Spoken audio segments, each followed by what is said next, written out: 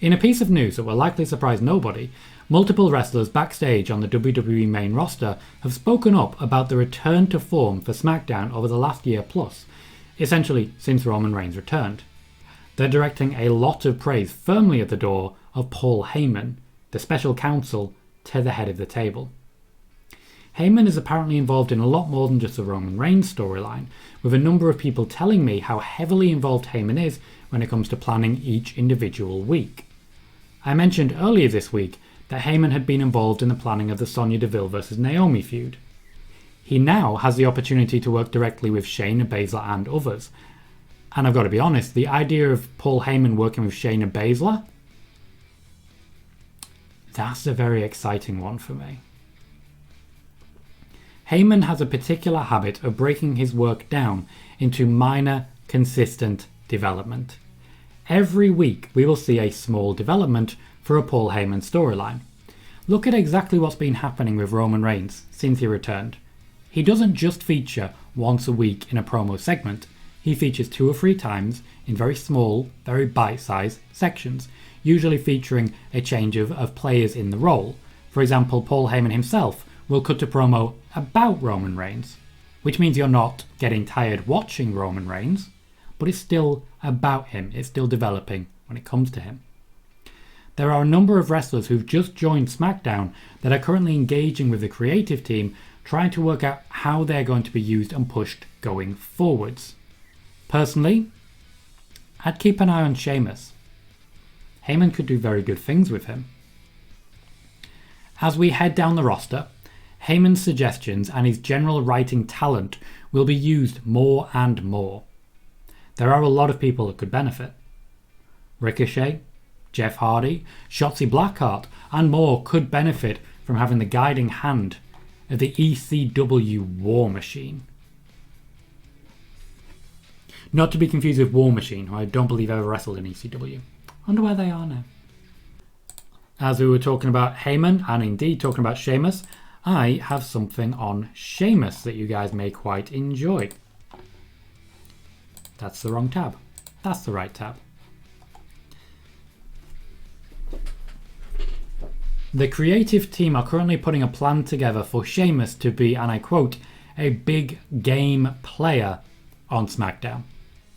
Now, I mentioned earlier about the connection between Sheamus and Paul Heyman, but this actually goes a little higher as well. Sheamus' arrival on SmackDown was part of a clear plan for Sheamus' use. I don't think you could necessarily call it a push, because Sheamus is unlikely to go up or down the card per se. Instead, he's just going to be an overall big game player for the brand. Hi everyone, I'm Tom Colohue, and if you're watching on YouTube, please do consider clicking that subscribe button and the like button because it's a big help to me. And if you'd like to watch these shows live, you can check out Spoiler Warning at twitch.tv/Tom Colohue. Now, we were talking Sheamus and we were talking Paul Heyman. But before going into the full Heyman details, the reason that Sheamus has been branded as the guy who puts on the, and I quote, bangers, is because the WWE very much enjoyed the booking of his United States Championship Open Challenge over on Raw. Yes, I know it sounds a bit ridiculous saying they enjoyed the booking when they wrote the booking, but the delivery is a main part of this as well. Sheamus just seems very comfortable in that role. The role of gatekeeper, the role of bully as it were, just the role of a champion standing in somebody else's way. The news is essentially that Sheamus isn't necessarily there to be a top guy, but he is there to be a solid exhibitionist. He's there to show everyone his banger. It'll be a banger for you, a banger for you, and a banger for you. He'll be taking on those lower down the card and also dipping slightly into deeper waters. There is every intention of a Sheamus versus Roman Reigns feud, however brief that might be, at some point in the future. And with Paul Heyman involved in the writing at the moment for several of the different characters on SmackDown, I feel that he and Sheamus will work together very well to create just a really entertaining story.